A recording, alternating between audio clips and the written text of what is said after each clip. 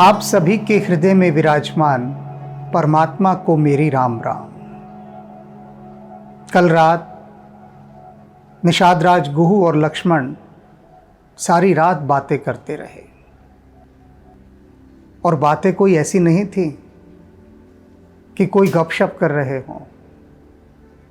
बातें बहुत दिव्य थी, साधारण नहीं थी, अलौकिक थी।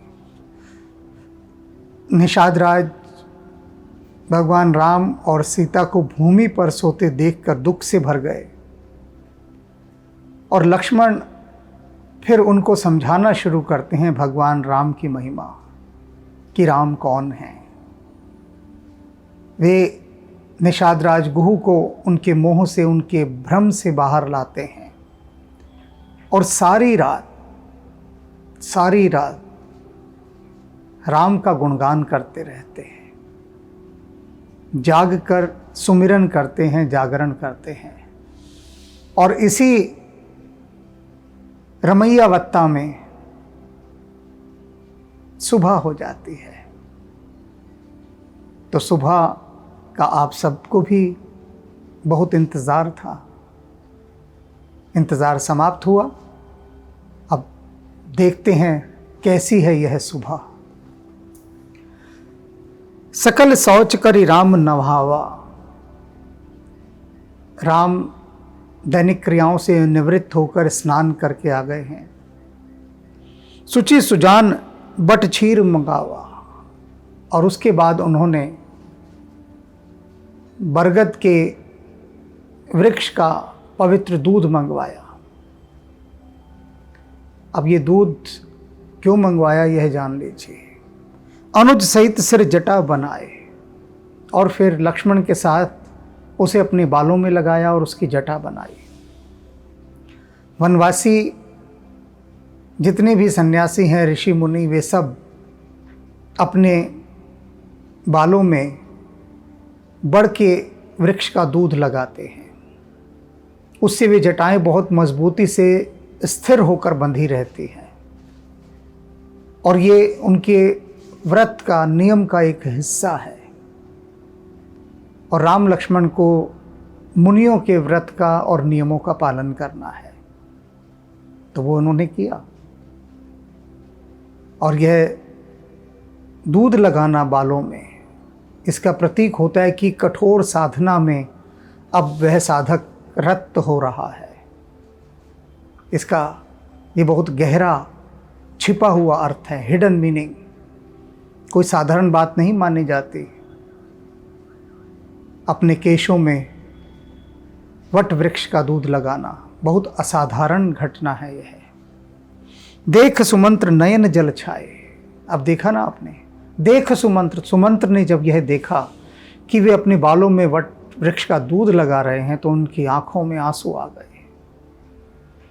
कि कितने कठोर जीवन को ये जीने के लिए अपनी तैयारी कर रहे हैं। आंसू आ गए उनकी आंखों में देखकर सुमंत्र के। हृदय दाहु, आग जलने लगी हृदय के अंदर। अति बदन मलिना, पूरा चेहरा बुरी तरह से मुरझा गया।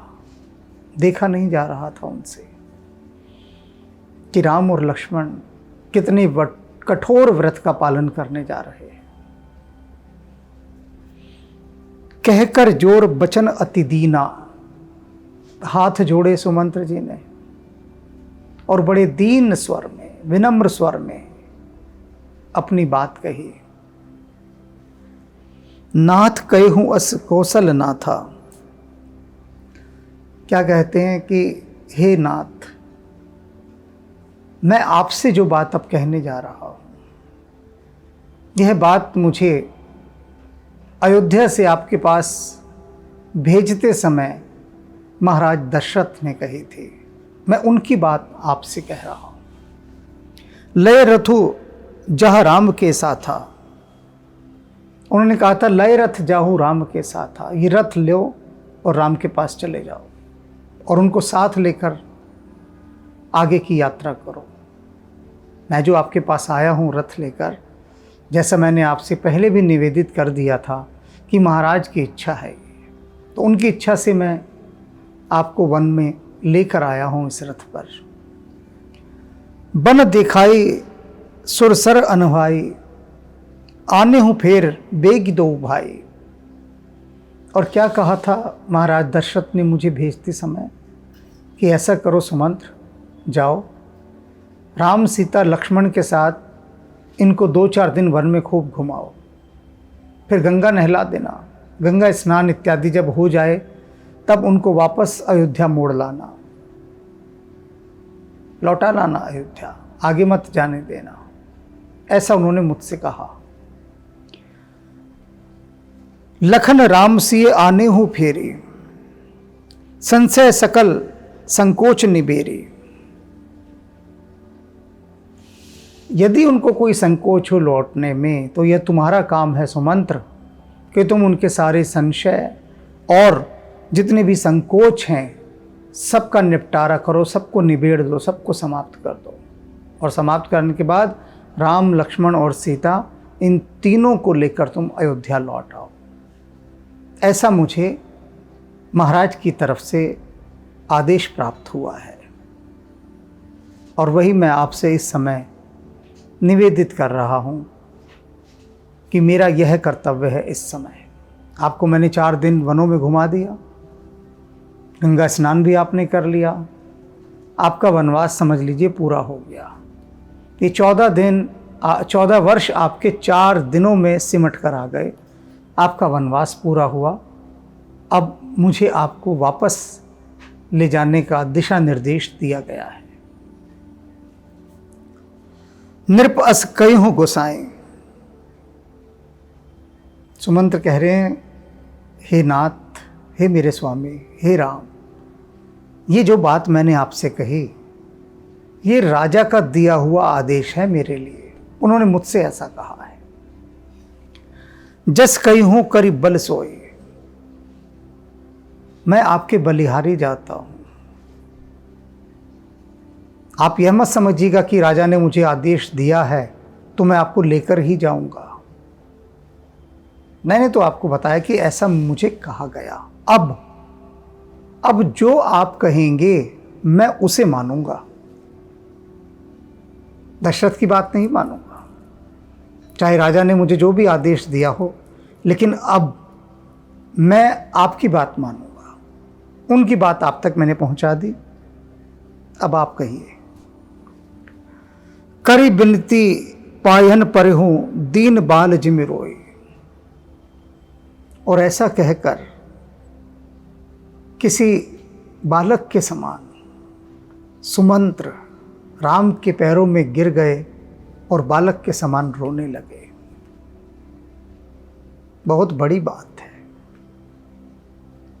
सुमंत्र वे हैं जिनकी गोद में राम खेले हैं,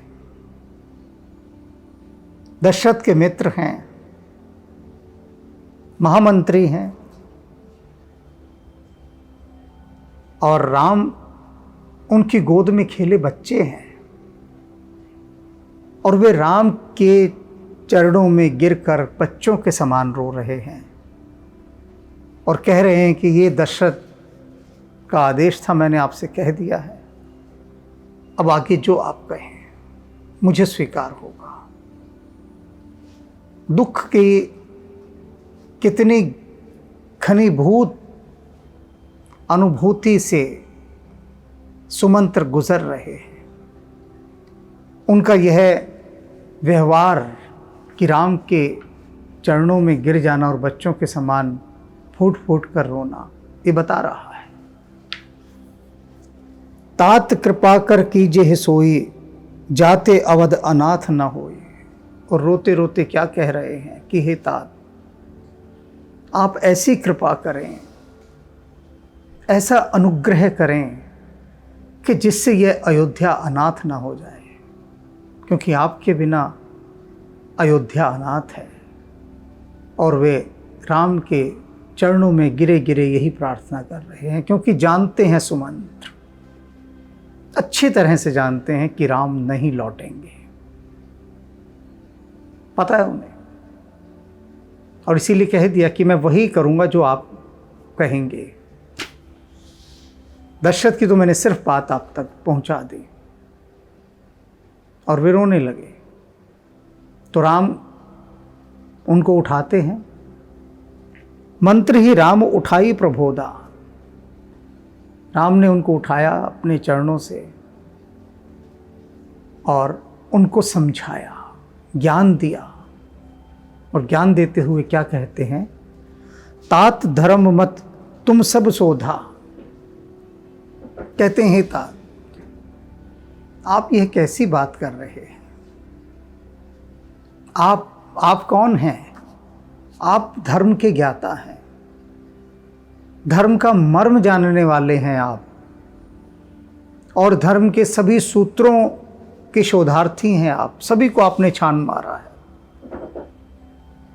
धर्मज्ञ हैं आप। कुछ भी आपसे धर्म का तत्व छिपा नहीं है। तो आपको क्या समझाना, आप तो सब जानते हैं हर प्रकार से। सिब दधीची हरिचंद नरेसा। क्या जानते हैं आप हर तरह से कि शिवी हुए, दधीची हुए, हरिश्चंद्र हुए, सहे धर्म हित कोटि कलेसा। इन सब लोगों ने कर्तव्य पालन के लिए, धर्म पालन के लिए करोड़ों दुख सहे हैं। आपने पढ़ा ही होगा सभी शास्त्रों में, क्योंकि आपने सभी शास्त्रों को छान मारा है, धर्म को आप जानते हैं। तो इन सब लोगों ने करोड़ों कष्ट सहे हैं कर्तव्य पालन के लिए। रंति देव बलि भूप सुजाना, धर्म धरे हूं सही संकट नाना।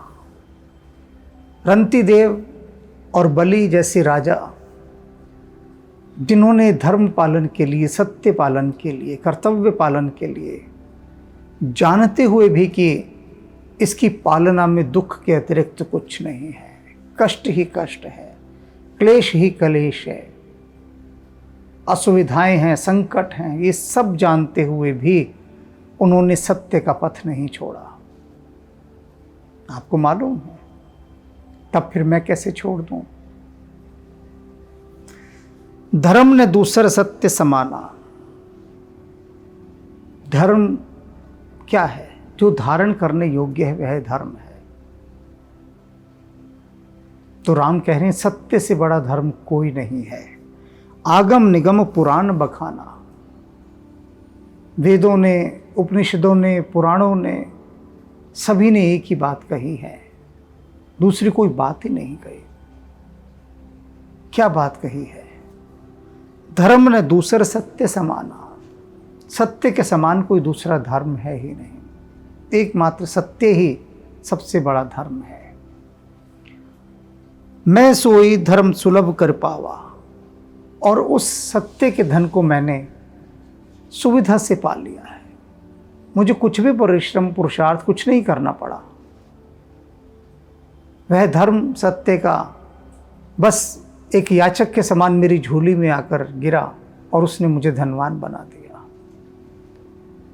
यह जो वचन पालन है, मेरे पिता की वाणी असत्य सिद्ध ना हो जाए, यह मेरा कर्तव्य है। क्योंकि उस वचन का सीधा सीधा संबंध मुझसे जुड़ा है, उसके तार मुझसे जुड़े हैं, इसलिए उसकी पालना भी मैं ही करूँगा। तो मुझे वह सत्य तो सहज रूप से उपलब्ध हो गया है, यूं ही बस बैठे बिठाए। तजे तिहूं पुर अपजस छावा। यदि मैं इस सत्य को छोड़ देता हूं, इस टेक को छोड़ देता हूं, तो तीनों लोकों में मेरा अपयश होगा।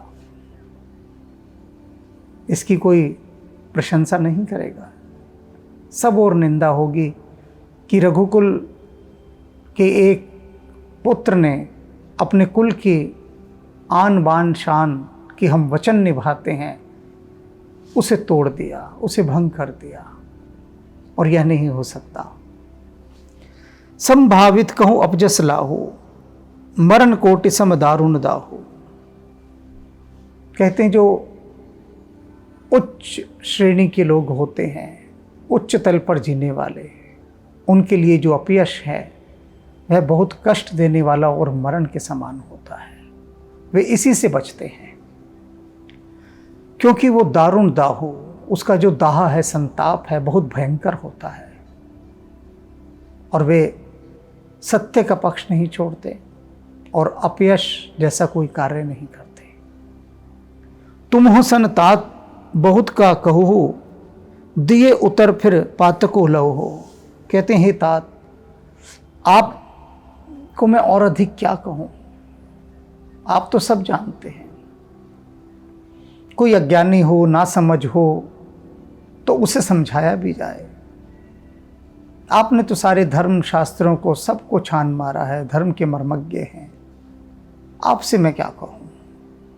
और आपको जो महाराज ने आदेश देकर भेजा है, यदि मैं उसका कोई उत्तर देता हूं तो भी मुझे पाप लगता है, क्योंकि उत्तर एक ही होगा कि मैं नहीं जा रहा, तो मैं यह उत्तर तो दूंगा ही नहीं, और ना आपको किसी बात का उत्तर दूंगा, क्योंकि उत्तर इसका है ही नहीं।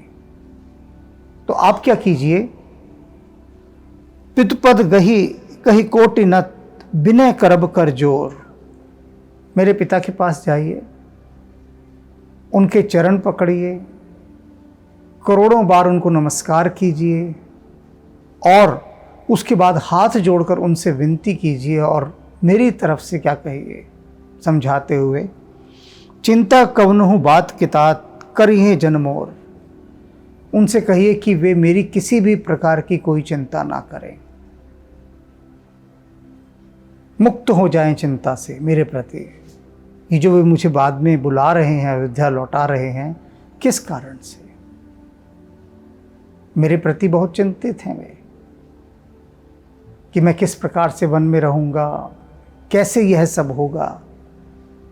तो उनसे आप कहिए कि वे मेरी चिंता बिल्कुल छोड़ दें, ये बात कहनी है।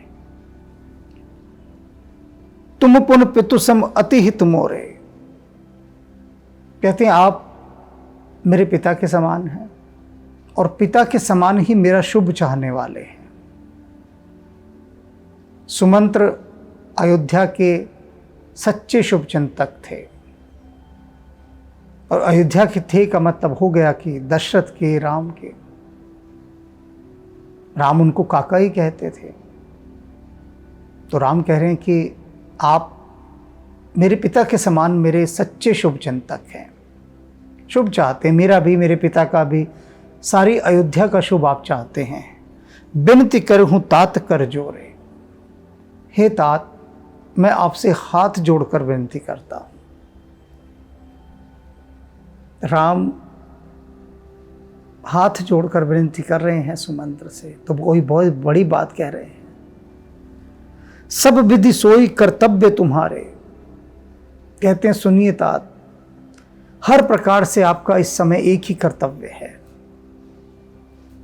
और उस कर्तव्य का आपको निर्वाह करना है। दूसरा कोई कर्तव्य नहीं, एक कर्तव्य है। क्या है वह? दुख न पाओ पित सोच हमारे। आप मेरे पिता के मित्र भी हैं, मंत्री भी हैं, अयोध्या के सच्चे शुभ चिंतक भी हैं, तो मैं आपसे हाथ जोड़कर एक प्रार्थना करता हूं कि आप सिर्फ एक कर्तव्य का अपने पालन करें, बाकी सब छोड़ दें। कौन सा एक कर्तव्य? कि दुख न पाओ पित सोच हमारे, कि जो हमारे पिता हैं वो हमारी चिंता कर करके दुखी ना हो। आपको ऐसा उपाय करना है और आप कर सकते हैं। उनको दुखों से मुक्त रखिए। कौन सा दुख? हमारी चिंताओं से उपजा दुख, कि हम वनों में किस प्रकार से रहेंगे, क्या खाएंगे, क्या पिएंगे, क्या ओढ़ेंगे, क्या बिछाएंगे, शत्रुओं से घिरे रहेंगे।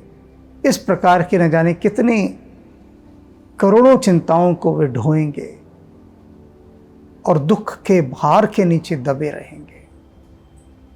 बस आपको वह भार हटाना है, उनके मन को हमारी चिंता से मुक्त करना है। यह एक काम मैं आपको दे रहा हूं, इसे आप कर दीजिए। सुन रघुनाथ सचिव संवादो, भयहु परिजन बिकल बिसादो। अब निषाद राज देख रहे हैं राम और सुमंत्र की बातचीत।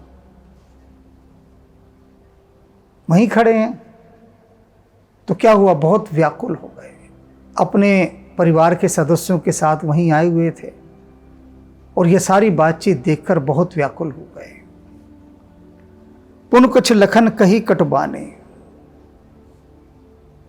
राम और सुमंत्र जी का ये संवाद सुनकर निषाद राज गुहू तो बहुत व्याकुल हो गए, दुखी हो गए, किंतु लक्ष्मण जी क्रुद्ध हो गए और क्रुद्ध होकर उन्होंने पुन कछ लखन कही कटुबानी, बहुत कड़वी बात कही उन्होंने, बहुत कड़वी बात। प्रभु बरज बड़ अनुचित जाने। लक्ष्मण की कड़वी बात सुनकर राम ने लक्ष्मण की ओर देखा तिरछी दृष्टि से और उसे मना किया कि नहीं, ऐसा मत कहो, अनुचित है ये, चुप हो जाओ, यह नहीं कहना चाहिए तुमको जो तुम कह रहे हो। सकुच राम निज शपथ देवाई, लखन संदेश कही जन जाए। अब जो लक्ष्मण जी ने कड़वी बात कही थी, सुमंत्र जी से कही थी और दशरथ के लिए कही थी, बात बेहद कड़वी थी, बेहद कड़वी।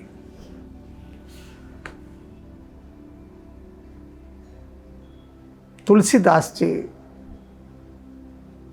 बहुत रक्षा करते चलते हैं स्थान स्थान पर, लक्ष्मण जी की और राम जी की बहुत रक्षा यहां भी कर रहे हैं। कितनी कड़वी बात होगी इसका अंदाजा आप लगा लीजिए। राम की अगली बात से राम क्या कहते हैं, संकुचित हो गए राम, सकुच राम निज शपथ देवाए।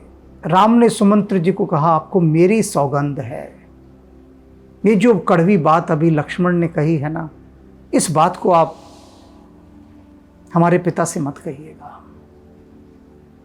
अक्सर हम कहते हैं ना बातचीत में, देखो भाई ये बात उससे मत कहना, मैंने तुम्हें तो कह दिया पर तुम उसे मत कहना आगे। और हम कह देते हैं आगे, फिर हम अगले से कहते हैं देखो मैंने तुमसे बात कह दी, तुम आगे मत कहना। वो भी अगले से ऐसे कह देता है, आगे वाला फिर आगे बात कह देता है। लेकिन यहां ऐसा नहीं है।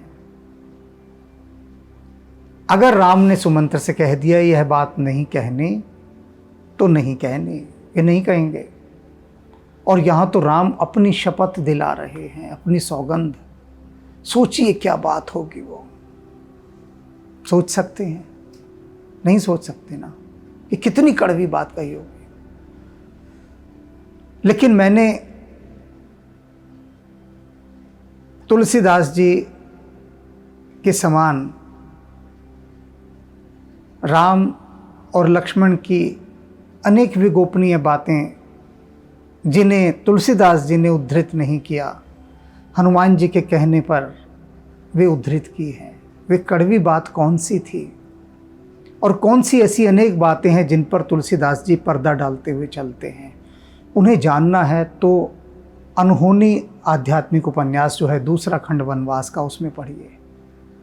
उसमें लक्ष्मण की एक कड़वी बात निकल कर आ रही है, आपकी कल्पना से भी बाहर होगी कि क्या कहा लक्ष्मण ने। और इसीलिए तुलसीदास जी ने क्या कहा यहाँ पर, वो बात नहीं बताई, सिर्फ इतना कहा, पुन कछु लखन कही कटबाने। लक्ष्मण ने कोई बहुत कड़वी बात कही। कितनी कड़वी रही होगी कि राम को कहना पड़ा सुमंत्र जी को, आपको मेरी सौगंध, यह बात मत कहिएगा। राम तक हिल गए उस बात को सुनकर, और लक्ष्मण को वहीं रोक दिया कि भैया आगे मत बोल, चुप हो जाए यहीं पर। ऐसी कड़वी बात। कहे सुमंत्र पुनि भूप संदेशो। उसके बाद लक्ष्मण ने फिर से दशरथ का एक संदेश कहा, सही न सकई सिय विपिन कलेसो। और कहा कि महाराज दशरथ ने यह मुझसे कहा था कि यदि राम और लक्ष्मण नहीं लौटना चाहें, मना कर दें, सहमत ना हो, तो फिर तुम सीता को लौटा लाना, क्योंकि सीता वनों का क्लेश नहीं सह पाएगी। अब मुझे अगला आदेश यह दिया गया है, इस पर भी अब मुझे बात करनी है आपसे। जेह बिद अवध आओ सिर फिर सीहा, सोई रघुबर ही तुम ही करिनिया। कहते हैं कि हे राम, अब आपको वह उपाय करना है जिस उपाय को करने से सीता जी अयोध्या में लौट आए। जेह बिद अवध आओ फिर सिया, वापस लौट जाए। सोई रघुबर ही तुम ही करनिया, वैसी करनी करें, वैसा उपाय करें कि सीता को लौटा दें। नतरु निपट अवलंब विहीना, महाराज दशरथ ने मुझसे कहा था यदि सीता नहीं लौटेगी तो मैं बेसहारा हो जाऊंगा, कोई सहारा नहीं रहेगा, कोई अवलंब नहीं रहेगा। किसका? मैंने जियब जिम जल बिन वीना, जैसे मछली जल के बिना नहीं रह सकती, प्राण त्याग देती है, इसी प्रकार से यदि सीता भी नहीं लौटते तो फिर समझ लेना कि जल बिन मछली के समान मेरा जीवित रहना भी संभव नहीं। जल तो मेरा राम है, राम तो चले गए तो समझूंगा जल थोड़ा कम हो गया, कुछ तो है अगर सीता है तो, क्योंकि सिया राम ही जल हैं, सरोवर हैं, आधा कम हो गया जल, जल तो है ना। तो बस इस उम्मीद में, इस आशा में जीवित रहूंगा, चाहे कम पानी में जीवित रह लो, लेकिन अवलंब तो रहेगा, इसलिए सीता को भेज दो।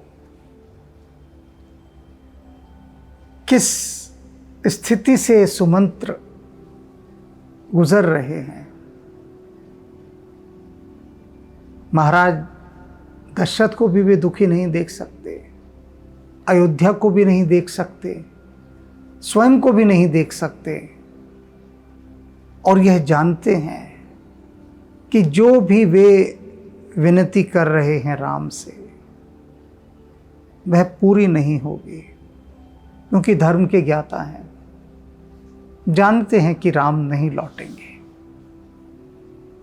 किंतु फिर भी राजाज्ञा है, आदेश है राजा का, तो संदेशवाहक के रूप में वे अपने कर्तव्य का ईमानदारी से पालन कर रहे हैं, हृदय के साथ पालन कर रहे हैं। केवल कहने के लिए नहीं कह रहे, यूं ही नहीं कह रहे कि संदेश पढ़कर सुना दिया। उनके भीतर वे भाव भी हैं, वे संवेदनाएं भी हैं, वह अभिव्यक्ति भी है, हृदय का वह दुख भी है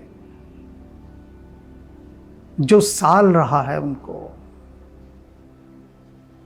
जो बार बार कह रहा है राम से कि अयोध्या आपके अभाव में अनाथ हो जाएगी, आप लौट चलिए, हृदय से कह रहे हैं।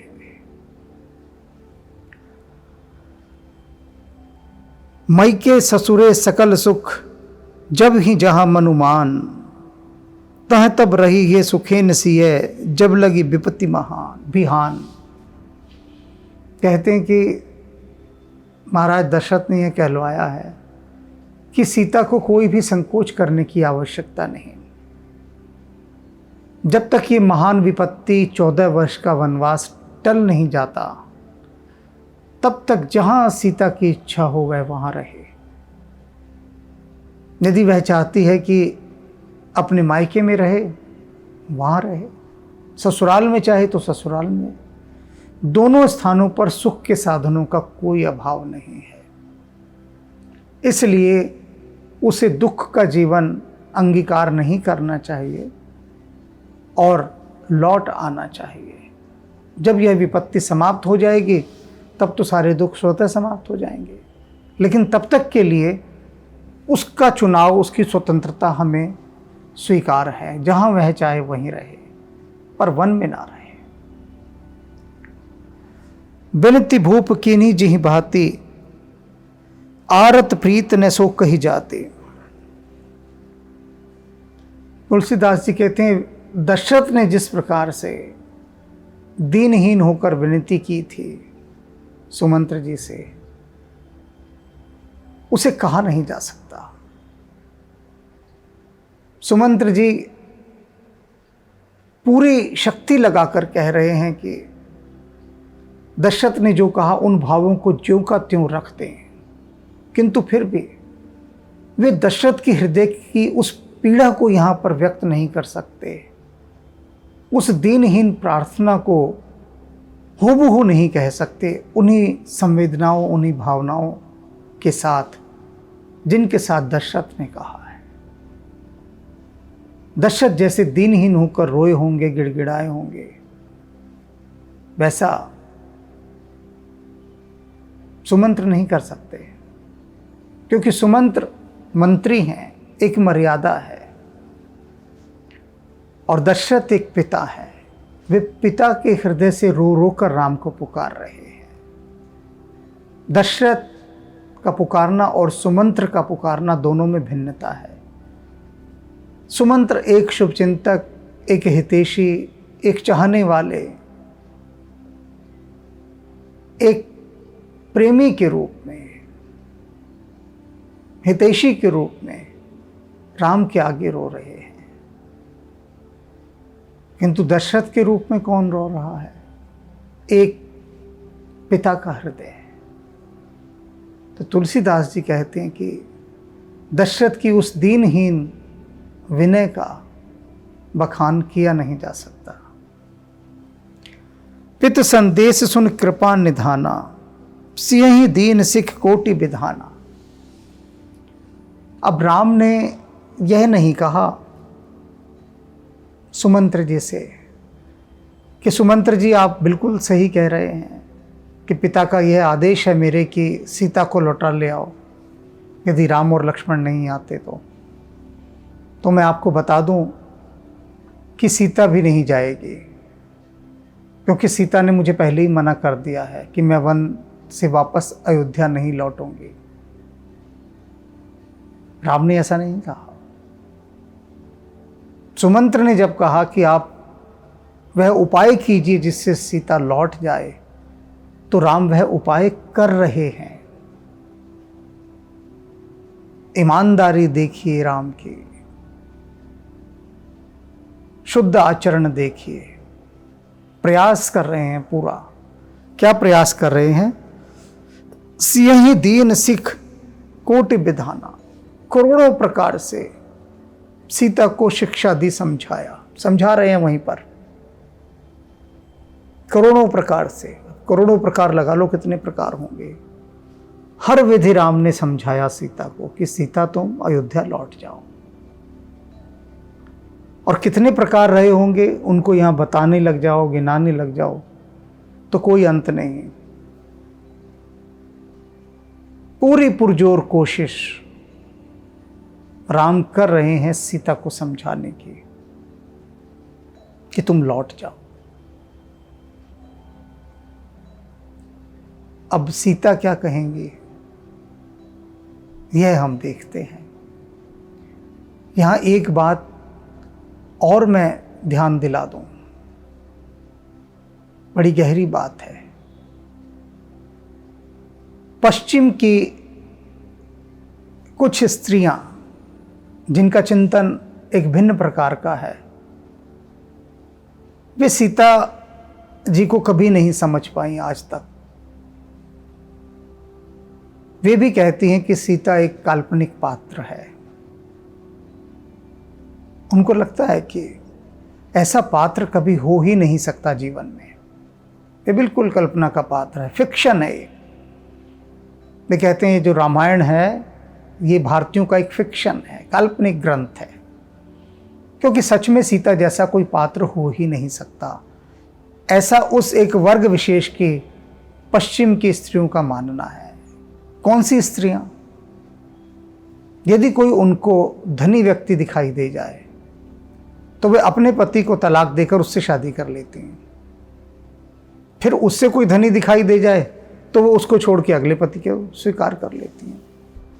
इस तरह से वो न जाने कितने पति बदलती रहती हैं। वो कहती हैं कि अगर हमारे पति की नौकरी चली जाए तो हम कहेंगे कि भैया हम भी तेरे को छोड़ रहे हैं, जब जहाँ तू नौकरी करता था उन्होंने तुझे नहीं रखा, तो तलाक के पेपर साइन कर और जा। जहाँ भी जा, तू बेरोजगार हो गया तो हम तेरे साथ क्यों रहें? हम तो उसके साथ रहेंगी जिसके पास लंबी लंबी गाड़ियाँ, महंगी गाड़ियाँ हैं, आलीशान बंगले हैं, हेलीकॉप्टर हैं, चार्टर्ड प्लेन हैं, उनके साथ रहेंगी हम तो जो धन के लालच में वे कुछ स्त्रियां जो अपने पतियों को त्याग कर धनी पतियों को चुनती हैं, वे सीता को कभी नहीं समझ पाए कि ऐसे कैसे हो सकता है कि अपने पति के साथ वनवास कर रही हैं, जंगलों में जा रही हैं। एक महारानी ऐसा कैसे कर सकती है? एक राजकुमारी ऐसा कैसे कर सकती है? नहीं कर सकती। उनका ऐसा चिंतन है। और फिर मैं इस बात को पहले की भांति दोहराऊंगा कि ऐसे वर्ग विशेष की स्त्रियों को आप दोष बिल्कुल मत दीजिएगा, क्योंकि उनका कोई दोष नहीं है। जो उनके अनुभव क्षेत्र से बाहर की चीज है उसे वे कैसे मान लें? नहीं मान सकते। वे अपनी जगह पर बिल्कुल सही हैं। यदि वे कह रही हैं सीता एक काल्पनिक पात्र है, ऐसी कोई राजकुमारी हो ही नहीं सकती जो महलों के सुखों को छोड़कर अपने पति के साथ वन वन में भटके, ठोकरें खाए, कष्ट सहे। संभव नहीं है। यही जीवन का सत्य है कि जो उच्च तल पर जीने वाली विभूतियां हैं, दिव्य विभूतियां, उन्हें साधारण तल पर जीने वाला व्यक्ति कैसे जान सकता है? गांव में आपने कितने किस्से सुने होंगे कि एक एक इंच जमीन को लेकर भाई भाई को मार देता है।